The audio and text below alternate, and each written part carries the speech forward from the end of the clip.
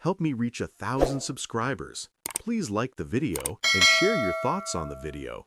Your feedback helps make the contents better. Now let's get to the story. The fluorescent lights above my hospital bed flickered as Sarah walked in, her heels clicking against the sterile floor with that familiar rhythm I used to find comforting. But there was nothing comforting about the manila envelope she clutched in her perfectly manicured hands, with a cold smile spreading across her face as she approached my bedside. "Sign it," she said, dropping the papers onto my lap without ceremony. "I want a perfect husband, not a burden in a wheelchair." I stared at the divorce papers, my hands still trembling from the accident that had happened just 3 days ago. The ink seemed to blur as tears welled up in my eyes, but I blinked them back. I had already cried enough in this hospital room. "Sarah, please," I whispered, my voice hoarse from the breathing tube they'd removed that morning. "Can we at least talk about this?"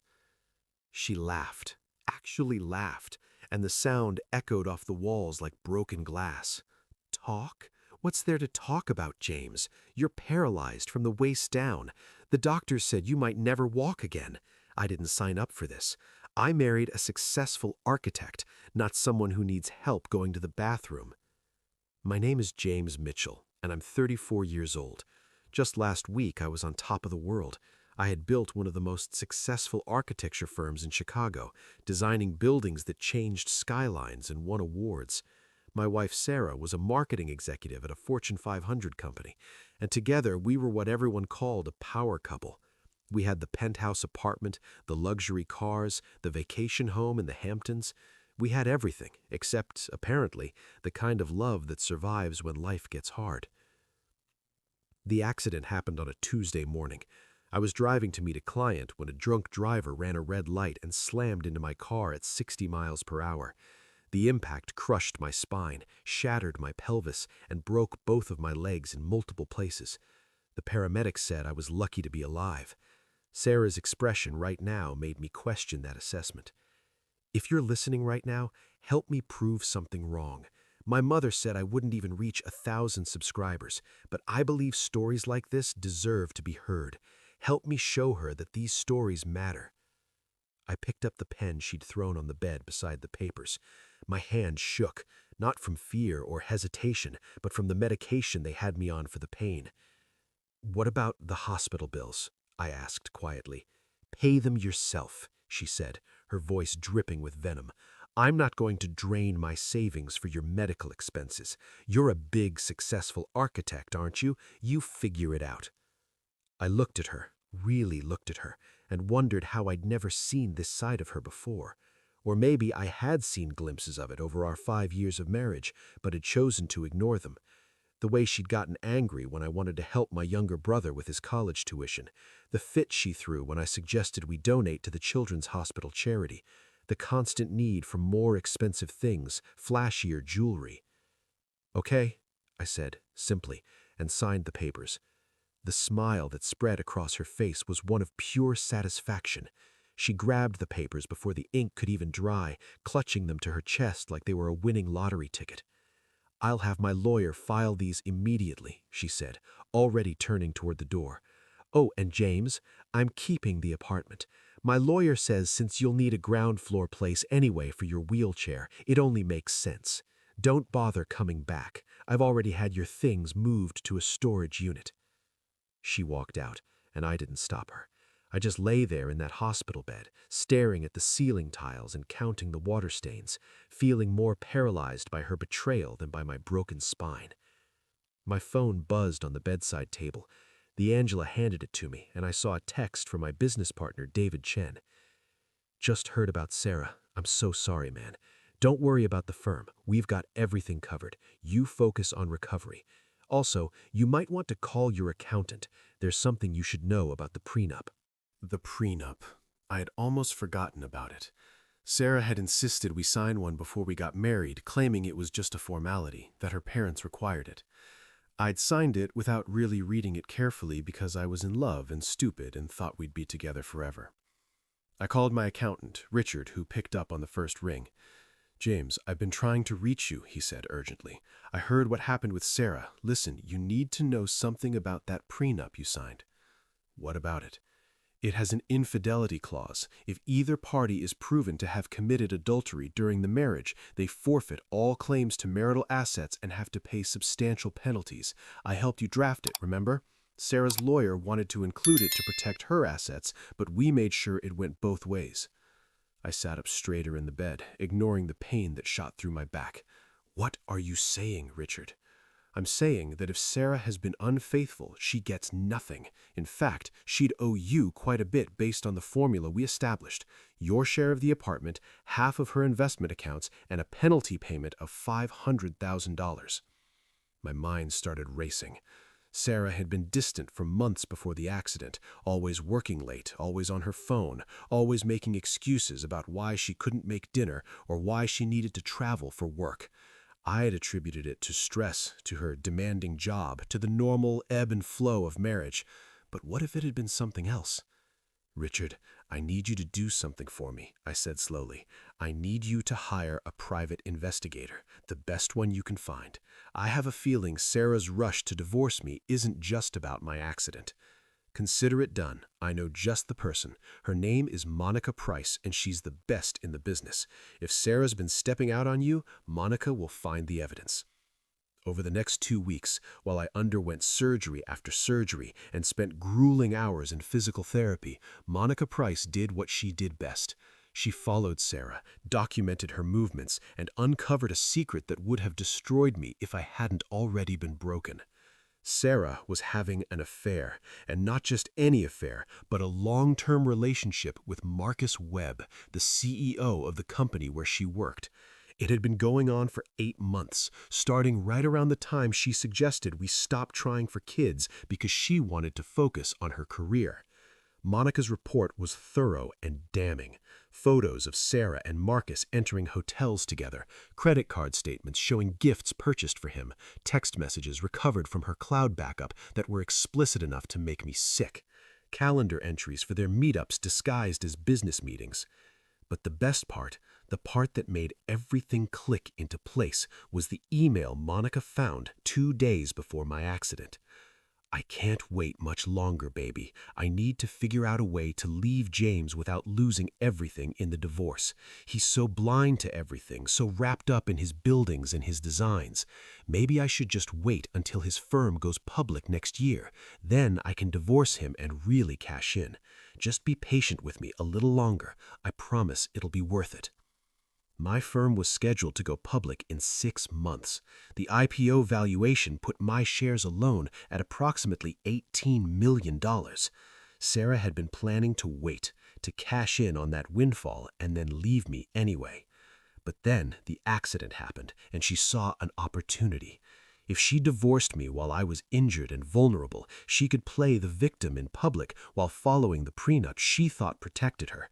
She didn't know I could prove her infidelity. She didn't know the trap she'd set for herself was about to snap shut around her ankles. I called Richard back. I have a plan, I said, and I'm going to need your help to pull it off. I'm listening. First, I want you to file a counter-petition in the divorce proceedings, cite the infidelity clause, and attach every single piece of evidence Monica gathered. Second, I want you to freeze all of our joint accounts. Third, and this is important, I need you to reach out to Marcus Webb's wife. His wife? Sounded Richard surprised. Oh yes, Monica's report mentioned he's married with 2 kids. I'm sure Mrs. Webb would be very interested to know what her husband has been up to, and I'm guessing Marcus's board of directors would be equally interested to know their CEO has been having an affair with a subordinate. That's a clear violation of company policy and opens them up to all kinds of liability. James, Richard said carefully, you know I'm your accountant, not your lawyer, but are you sure you want to go scorched earth on this? I looked down at my legs, useless beneath the hospital blanket. I thought about Sarah's cold smile as she threw those divorce papers at me. I thought about her telling me to pay my own medical bills, about her taking our apartment, about her 8 months of lies and betrayal. Richard, she threw divorce papers at me while I was lying in an ICU bed. She told me she wanted a perfect husband, not a burden. She's been planning to leave me for months, just waiting to maximize her payout. Scorched earth isn't revenge. It's justice. "Then let's give her justice," Richard replied, and I could hear the smile in his voice. The next morning, Angela came in with my breakfast and a huge grin on her face. "You look different today," she said, "like you've got something to look forward to." "Maybe I do," I said, managing my first real smile since the accident. "Maybe I do." My phone rang. It was David from the firm. "James, I just got a strange call from Marcus Webb's executive assistant. She said Marcus needed to postpone our meeting about the Henderson Tower project. Apparently he's dealing with some kind of emergency at home. You wouldn't know anything about that, would you?" I grinned. "I might have some idea. How's the firm doing, David?" "Better than ever, actually. That design you did for the Riverside complex before the accident? The client loved it so much they're commissioning 3 more buildings. And James, I've been meaning to tell you, we got approached by an international developer. They want us to design their new headquarters in Dubai. This is huge." "That's great news, David. Listen, I need you to do me a favor. When the firm goes public, I want to make sure the IPO happens on schedule. Don't delay it because of my situation." "Are you sure? We can push it back if you need more time to recover." "I'm sure. In fact, I want to move forward faster if we can. Strike while the iron is hot." After I hung up, I lay back against my pillows and closed my eyes. Physical therapy was going better than expected. The doctors were cautiously optimistic that I might regain some function in my legs with enough work and determination. It would be a long road, but I'd walked difficult roads before. My whole life had been about overcoming obstacles. I'd grown up poor, the son of a single mother who worked 2 jobs to keep us fed. I'd put myself through college on scholarships and student loans, working nights and weekends. I'd started my firm in a basement apartment with nothing but a laptop and a dream. I'd built something from nothing once before. I could do it again. But first, I had to watch Sarah's world crumble the way she'd tried to crumble mine. 3 days later, Richard called with an update. Sarah's lawyer received our counter-petition. He called me 15 times in the first hour. Apparently, Sarah's having a meltdown. She's claiming the evidence is fabricated, that we're trying to destroy her reputation. How did Marcus take the news? According to my sources, his wife filed for divorce the same day she found out. She's asking for full custody of the kids and the majority of the assets. And the board put him on administrative leave pending investigation. The company's stock dropped 3 points when the news leaked to the press. I should have felt guilty. A year ago, I would have. But that was before I spent 3 days in intensive care wondering if I'd ever walk again, while my wife planned her exit strategy. That was before she looked at me with disgust and called me a burden. "There's more," Richard continued. "Sarah showed up at your storage unit yesterday. Apparently, she thought you'd hidden some valuable items there. She broke the lock trying to get in." "But I didn't put anything valuable in there." "I know. I made sure of that. Everything important, your watches, your art collection, your personal files, is in a secure facility. The storage unit just has old furniture and some boxes of books. But breaking and entering is still a crime, James. The storage facility has her on camera and filed a police report." This keeps getting better. "Oh, and one more thing. Remember that apartment she said she was keeping? Turns out the prenup states that in cases of proven infidelity, the unfaithful party has to vacate the marital home immediately. I had a sheriff deliver the notice this morning.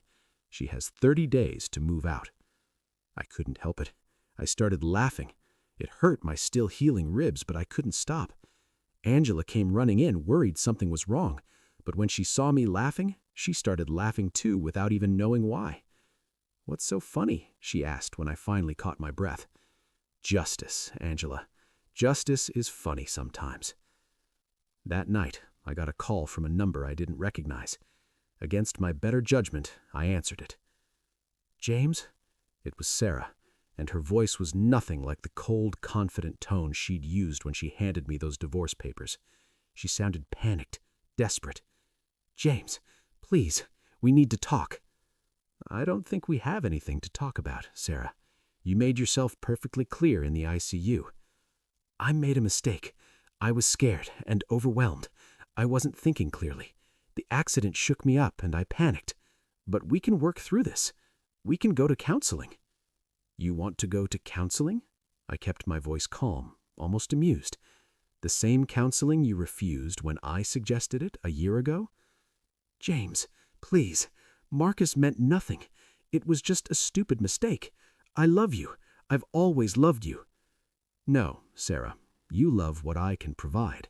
You love the lifestyle, the money, the status, but you never loved me, because if you had, you wouldn't have been planning to leave me for months. You wouldn't have waited for the perfect moment to maximize your payout.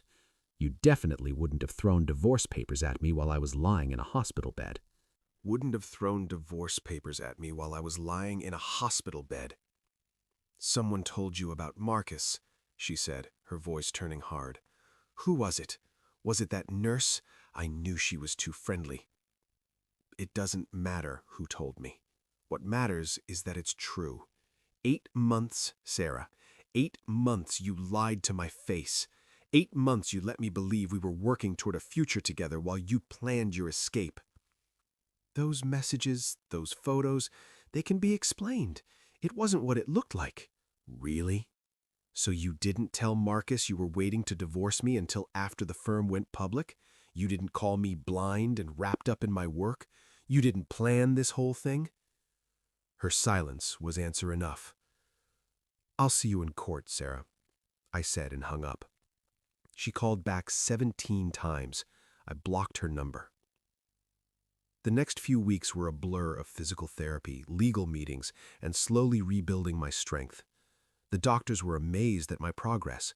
What they didn't understand was that I had something Sarah had taken from me in that hospital room and then inadvertently given back. Purpose. Every day in physical therapy, when my muscles screamed and my body begged me to quit, I thought about Sarah's face when she threw those papers at me. I thought about her cold smile, her cruel words, and I pushed harder. My therapist, a former Marine named Carlos, noticed the change. Whatever's driving you, man, keep it up. You're making progress faster than anyone I've ever worked with. I've got places to be, things to do, people to prove wrong. By the end of the first month, I could stand with the help of a walker. By the end of the second month, I was taking steps, small ones, painful ones, but steps nonetheless. The doctors called it a miracle. I called it determination. The legal proceedings moved forward. Sarah's lawyer tried every trick in the book. They claimed the evidence was obtained illegally. They argued that the prenup was signed under duress. They even tried to claim that I had abandoned Sarah emotionally, driving her to seek comfort elsewhere. But Richard had done his job well. Every piece of evidence was obtained legally. The prenup was ironclad, and Monica Price's documentation of Sarah's affair was so thorough that even Sarah's lawyer privately admitted they had no real defense. The judge scheduled a hearing 3 months after the accident. I made it my goal to walk into that courtroom on my own 2 feet. David called with more good news. The IPO is scheduled for next month. The preliminary numbers look incredible, James.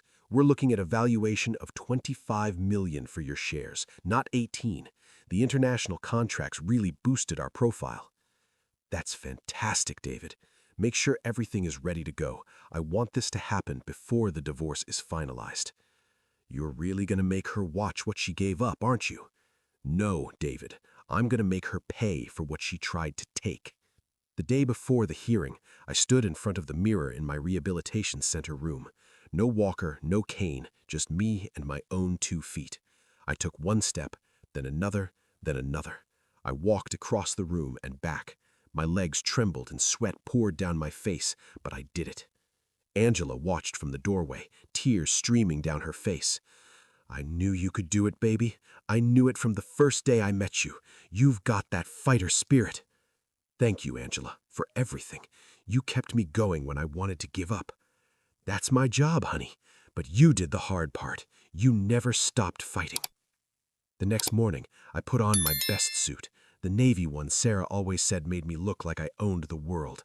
I combed my hair, straightened my tie, and walked out of that rehabilitation center on my own 2 feet.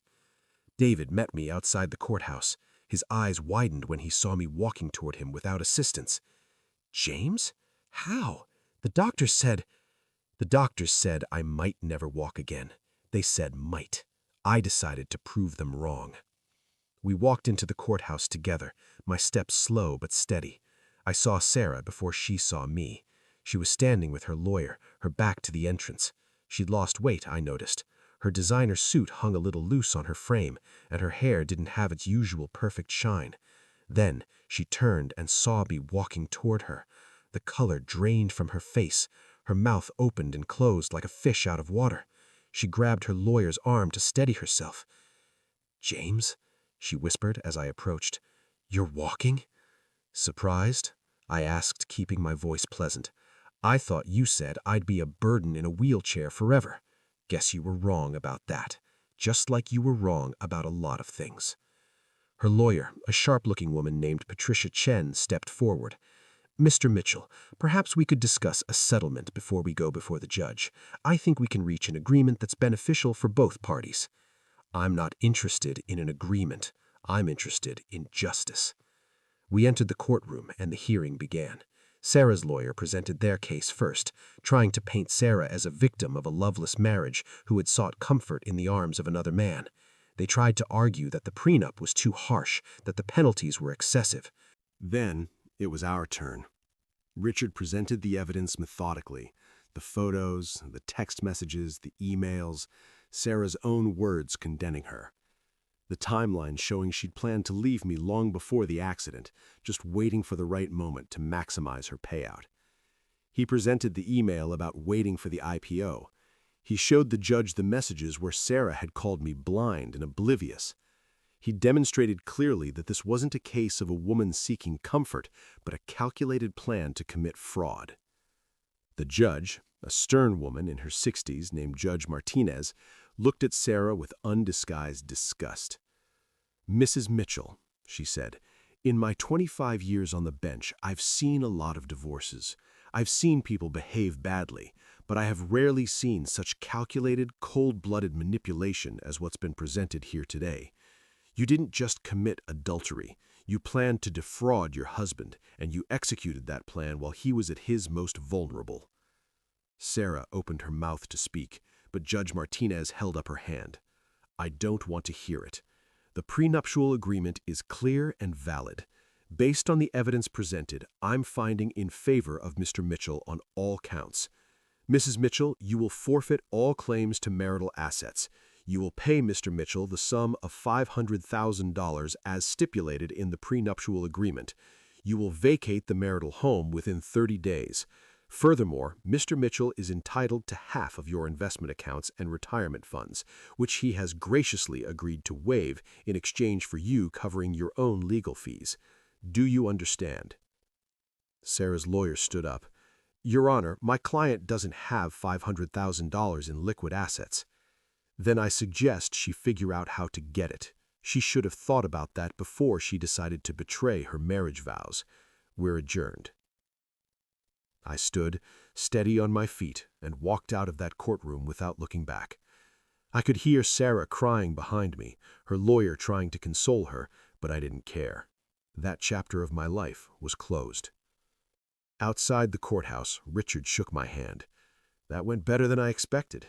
Are you sure you want to waive your claim to her investment accounts? That's another $300,000 you're leaving on the table." "I don't want her money, Richard. I just wanted her to understand that actions have consequences. Besides, I have my own money. The IPO is next month, remember?" "About that," Richard said with a grin, "I got a call this morning. The underwriters are increasing the valuation again. Your shares are now projected to be worth $30 million. I laughed, long and hard. Sarah waited 8 months for the perfect moment to cash in. If she'd just been patient for a few more months, she could have had half of $30 million. Instead, she gets nothing and owes me $500,000. "What goes around comes around," Richard said, echoing Angela's words from months ago. Indeed it does. That night, I treated myself to dinner at the restaurant where Sarah and I had our first date. I sat alone at a table by the window, enjoying a perfectly cooked steak and a glass of expensive wine. My phone buzzed with a text from David. "Congratulations on the hearing. Want to celebrate? The whole firm wants to take you out." I smiled and typed back, "Thanks, but I'm good. Taking some time for myself. See you Monday." Another text came through, this one from an unknown number. I almost didn't open it thinking it might be Sarah, but curiosity got the better of me. "Mr. Mitchell, this is Monica Price. I wanted to congratulate you on your victory today. I also wanted to let you know that I received an interesting call this afternoon. Marcus Webb's company is being sued by 3 other female employees for creating a hostile work environment. Apparently, your ex-wife wasn't the only subordinate he was involved with. The board fired him this afternoon. I thought you'd want to know." I read the message twice, then raised my wine glass to the empty chair across from me. "To Karma," I said softly. "May she always be this efficient." As I sat there, watching the city lights come on across Chicago, I thought about everything that had happened. 3 months ago, I'd been lying in a hospital bed, paralyzed and heartbroken, signing divorce papers with shaking hands. Sarah had stood over me, smiling coldly, confident that she'd gotten away with everything. But she'd made one crucial mistake. She underestimated me. She assumed that because my body was broken, my spirit was broken too. She thought I would just roll over and accept whatever scraps she decided to throw my way. She was wrong. I pulled out my phone and opened my email. There was a message from the rehabilitation center. They wanted me to speak at their fundraiser next month to share my story of recovery with other patients and their families. I hit reply and agreed. If my story could help even one person find the strength to keep fighting, then maybe something good could come from all of this pain. As I finished my dinner and prepared to head home to my new apartment, a beautiful ground-floor loft that I'd furnished exactly how I wanted, with none of Sarah's cold, minimalist aesthetic, my phone rang one last time. It was my mother. "James, honey, I just heard from Richard. Is it true? Did you really walk into that courtroom on your own?" "It's true, Mom. I walked in and I walked out a free man." I could hear her crying on the other end of the line. "I'm so proud of you, baby. When I heard about the accident, when Sarah told me she was leaving you, I was so worried. But you did it. You fought back." "I learned from the best, Mom. You taught me never to give up, remember? When everyone else said we couldn't make it, that we'd never get out of that neighborhood, you kept working, kept pushing, kept believing. You were always stronger than you knew, James. Even when you were a little boy, I knew you'd get through this." We talked for another hour, catching up on everything that had happened. I told her about the IPO, about the new contracts, about my plans for the future. For the first time in months, I felt genuinely happy. After we hung up, I sat in my car for a few minutes, just thinking. Sarah had tried to destroy me when I was at my lowest point. She'd kicked me when I was down, betrayed me when I needed her most. She'd assumed I would break, that I would accept her cruelty and fade away into nothing. But she'd forgotten something important. I'd built my entire life from nothing. I'd overcome poverty, doubt, and every obstacle that had been thrown in my path. A broken spine was just one more challenge to overcome. And overcome it I had. I drove home slowly, savoring the feeling of independence, of being in control of my own life again. Tomorrow, I would go back to work. Next month, I'd watch my company go public and become wealthier than I'd ever imagined. Eventually, maybe I'd even find love again, real love, the kind that survives when life gets hard. But tonight, I was just going to enjoy being James Mitchell, survivor, fighter, and architect of my own destiny. Sarah had thrown those divorce papers at me thinking it was the end of my story, but she was wrong. It wasn't the end. It was just the beginning of a better chapter, one where I was free of her manipulation and lies, one where I could build a life based on genuine relationships and real happiness instead of hollow status and material wealth. As I pulled into my parking space and gathered my things, I couldn't help but smile. 3 months ago, Sarah had stood over my hospital bed and told me she wanted a perfect husband, not a burden. Well, I wasn't perfect, but I was strong, resilient, and free. And that was so much better than perfect could ever be. I walked into my new home, my steps still a bit slow but steady and sure, and closed the door on the past. Whatever came next, I would face it on my own 2 feet, with my head held high and my conscience clear. Sarah had thought my signature on those divorce papers was the start of my end. Instead, it was the start of hers, and the beginning of my best life yet. 2 weeks after the court hearing, I was back at my office full time. The view from the 20th floor never looked better. I stood at my window, coffee in hand, watching the morning sun paint the Chicago skyline in shades of gold and orange. My legs still ached from the physical therapy session I'd done at 6 a.m., but it was a good ache, a reminder that I was still here, still fighting, still winning. "James, you've got a visitor in the lobby," my assistant Karen said through the intercom. "She says it's urgent." "Who is it?" There was a pause. "It's Sarah Mitchell. Well, I guess it's Sarah Bradford now since the divorce is final. Should I tell security to escort her out?" I considered it for a moment.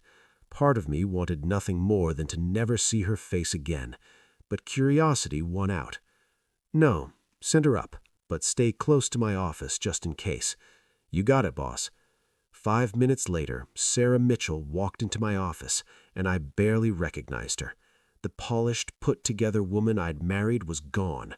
Her hair was pulled back in a messy ponytail, her makeup couldn't quite hide the dark circles under her eyes, and she was wearing jeans and a simple blouse instead of her usual designer outfits.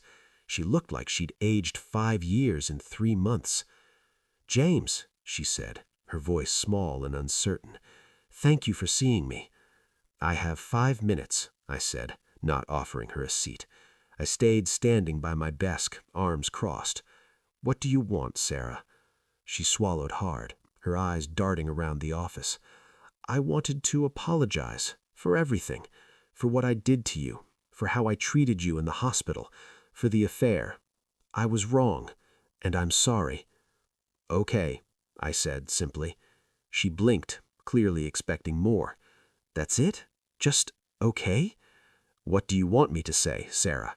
That I forgive you? That we can be friends? That your apology somehow makes up for you throwing divorce papers at me while I was paralyzed in a hospital bed?" I kept my voice level, professional. "Your apology is noted. Is there anything else?" "I lost my job," she blurted out. "Marcus's scandal took down half the executive team. The company's doing damage control, and anyone associated with him have fired. My reputation is destroyed. No one in the industry will hire me." "I'm sorry to hear that," I said, and I genuinely was. Not sorry enough to help her, but sorry that anyone had to go through that kind of professional destruction. "I can't pay you the $500,000, she continued, her voice cracking. "I had to sell my car, my jewelry, everything. I'm living with my sister in a studio apartment. My lawyer says I can set up a payment plan, but James, it's going to take me years to pay you back." "Then it takes years," I said with a shrug. "You signed the prenup, Sarah. You knew the consequences if you cheated. This isn't on me." I know, but please, can't you just waive it? You're about to make millions from the IPO. You don't need my money." And there it was, the real reason she'd come. Not to apologize, not to make amends, but to try to get out of paying what she owed. "You're right," I said calmly. "I don't need your money. But you know what? You're going to pay every single penny anyway. Not because I need it, but because you need to learn that actions have consequences. You made your choices, Sarah. You chose to cheat. You chose to mock me when I was at my lowest. You chose to plan out how to maximize your payout from our marriage, like I was some kind of investment portfolio. Now you get to live with those choices." Her face crumpled, and tears started streaming down her cheeks. "I made a mistake, James. I was stupid and selfish, and I threw away the best thing that ever happened to me. But haven't I suffered enough? I lost everything. My job, my home, my reputation, Marcus, everything. You lost Marcus? I couldn't help the bitter laugh that escaped. Sarah, you never had Marcus. You were just one of several women he was sleeping with. His wife divorced him, his company fired him, and last I heard he's facing multiple lawsuits. Whatever fantasy future you thought you had with him was never real. She sank into the chair across from my desk without being invited, sobbing into her hands. A year ago, this sight would have broken my heart. I would have rushed to comfort her, would have done anything to make her feel better. But that was before. Before the accident, before the betrayal, before I learned who she really was. Now I just felt tired. Sarah, you need to leave, I said quietly. There's nothing for you here. No money, no forgiveness, no second chances. I've moved on, and you need to do the same. I still love you, she whispered, looking up at me with red, swollen eyes. No, you don't. You love the idea of me, the lifestyle I could provide, but you never loved me, the actual person. If you had, you wouldn't have done what you did. I walked to my office door and opened it. Goodbye, Sarah. Karen will validate your parking. She stood slowly, wiping her eyes with the back of her hand. As she walked past me, she paused. I really am sorry, James, for what it's worth. It's worth about as much as your apology in the hospital, which is to say, nothing at all. After she left, I sat down at my desk and took a deep breath. Karen poked her head in. You okay, boss? Yeah, I'm fine. Actually, I'm better than fine. I pulled up my email and started typing. Karen, can you get me in touch with the Children's Hospital Foundation? I want to make a donation. Sure thing. How much were you thinking? $500,000, I said with a smile. Every penny Sarah pays me is going straight to charity. I don't want her money, but I'm damn sure going to make sure it does some good in the world. Karen grinned. You know what? You're a better person than I would be in your situation. I'm not being noble, I admitted. I'm being petty. I want Sarah to know that every payment she makes, every dollar she scrapes together over the next however many years is going to help sick kids instead of into my pocket. I want her to live with that. Petty and charitable, Karen laughed. I like it. The next few weeks flew by in a whirlwind of activity. The IPO launched successfully, and my shares were worth even more than projected, $32 million. David and I stood on the floor of the New York Stock Exchange watching our company's ticker symbol appear on the board for the first time, and I felt a surge of pride that had nothing to do with money and everything to do with accomplishment. We did it, man, David said, shaking my hand. From that basement apartment to this. Not bad for a couple of dreamers. Not bad at all, I agreed. My phone buzzed with a text from an unknown number. Against my better judgment, I opened it. Congratulations on the IPO. I saw it on the news. You deserve every bit of success. I hope someday you can forgive me. S. I deleted it without responding. Sarah was part of my past, and I was focused on my future. That future became even brighter a month later at the Children's Hospital fundraiser where I was scheduled to speak. I was nervous as I approached the podium, my cane in hand. I still used it for long distances, though I was walking more and more without it every day. Good evening, I began, looking out at the crowd of donors and hospital staff.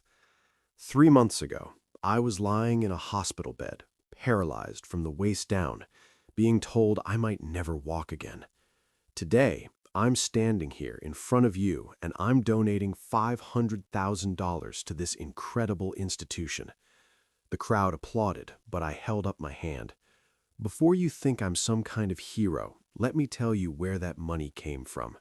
It came from my ex-wife, who threw divorce papers at me while I was in the ICU and told me she wanted a perfect husband, not a burden in a wheelchair. The room went silent. I could see people leaning forward, hanging on every word. She violated our prenuptial agreement by committing adultery, and as a result, she owes me $500,000. I don't need her money, but I'm making sure she pays every penny. And every penny she pays is coming straight here to help children who are fighting battles much harder than mine. I paused, gathering my thoughts.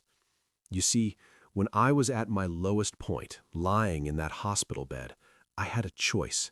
I could let the betrayal destroy me, or I could use it as fuel to rebuild myself into something stronger. I chose to fight.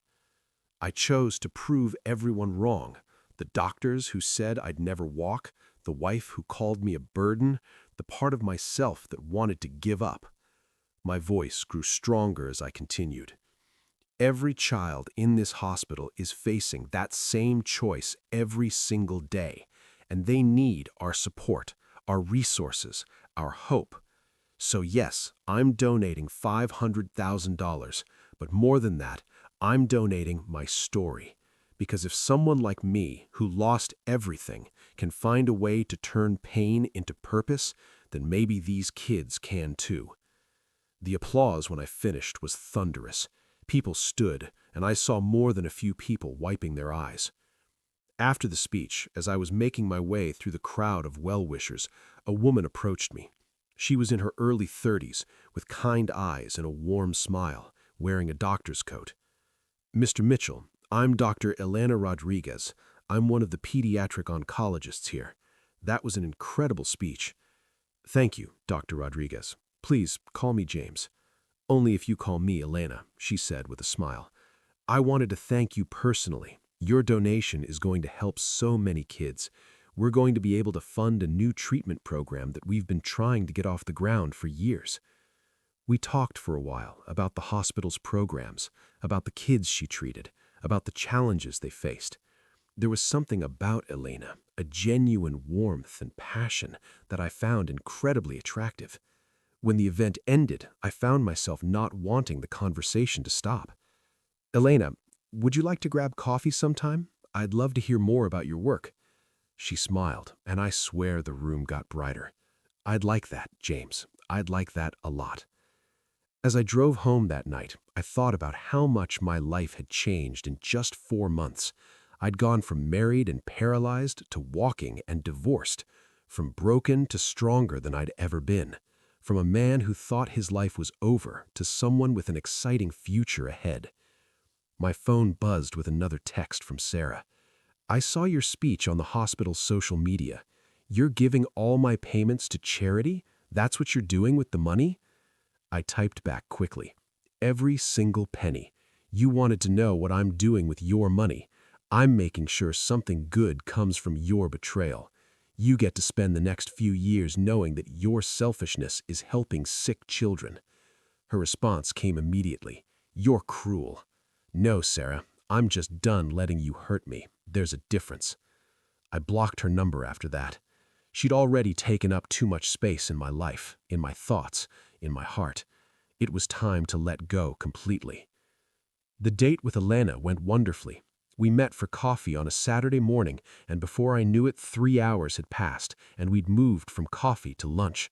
She was brilliant and compassionate, dedicated to her work, but with a wicked sense of humor that caught me off guard in the best way.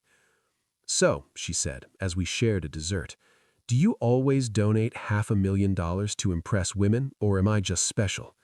I laughed. "It's all an elaborate scheme. Next week, I'm donating $1 million to the animal shelter to impress a veterinarian." "Well, it's working," she said, her eyes twinkling. "Consider me impressed." We started seeing each other regularly after that. Elena had no interest in my money. She made that clear from the start. She lived modestly, drove a 10-year-old car, and spent most of her free time volunteering.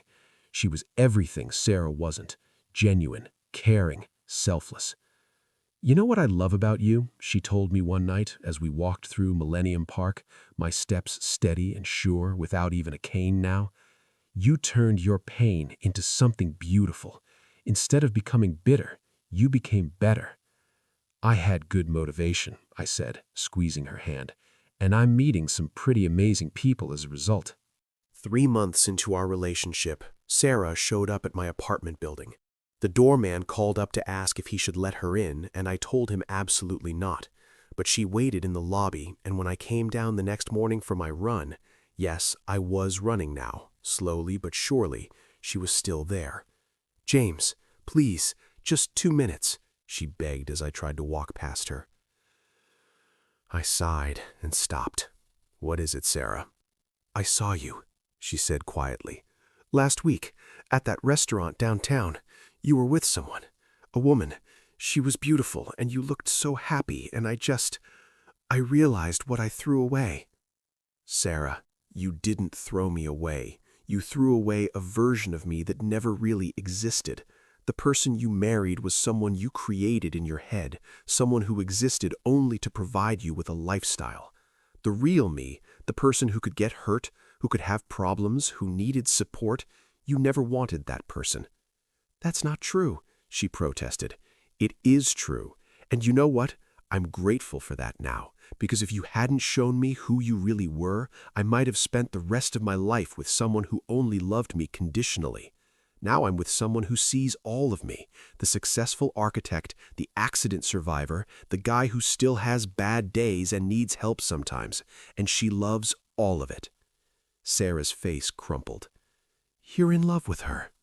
I'm falling for her, yes, and it's real, Sarah. It's not based on what she can give me or what I can provide for her. It's based on who we are as people. I could be that for you, she whispered. I could change. Maybe you could, gently, but not for me. That ship has sailed. You need to change for yourself, Sarah.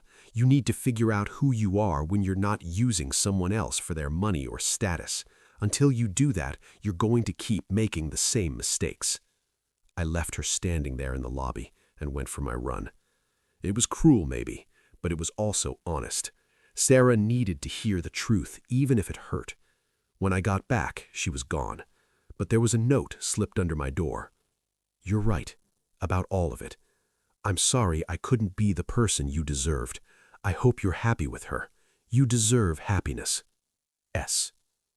I kept that note, not as a trophy, but as a reminder of who I used to be, what I'd survived, and how far I'd come. That evening, Elena came over for dinner. I'd been practicing cooking, another skill I'd picked up during my recovery, and I'd made her favorite pasta dish. This is delicious, she said, twirling her fork. You're just full of surprises, aren't you? I try to keep things interesting, I said with a smile. Hey, I got something for you. I handed her an envelope. She opened it, confused, and pulled out a check. James, this is for $50,000. What is this? It's for your new treatment program, the one you told me about on our first date. I want to fund it completely. Tears welled in her eyes. James, you already donated $500,000. You don't have to do this. I want to. Elena, you've shown me what real compassion looks like, what it means to dedicate your life to helping others without expecting anything in return. This isn't charity. It's an investment in the kind of world I want to live in. She came around the table and kissed me, and in that moment I knew that everything I'd been through, the accident, the betrayal, the pain, the recovery, had led me exactly where I needed to be. Sarah had thought my signature on those divorce papers was my ending, but it was just the beginning of the best chapter of my life, a chapter filled with real love, genuine purpose, and the kind of happiness that comes from being your authentic self. The revenge wasn't in taking Sarah's money or watching her lose everything. The real revenge was building a life so good, so full, so genuine that she could see exactly what she'd given up. And every day I spent with Elena, every child I helped at the hospital, every building I designed, every step I took on legs that were supposed to be paralyzed forever, all of it was proof that Sarah hadn't broken me.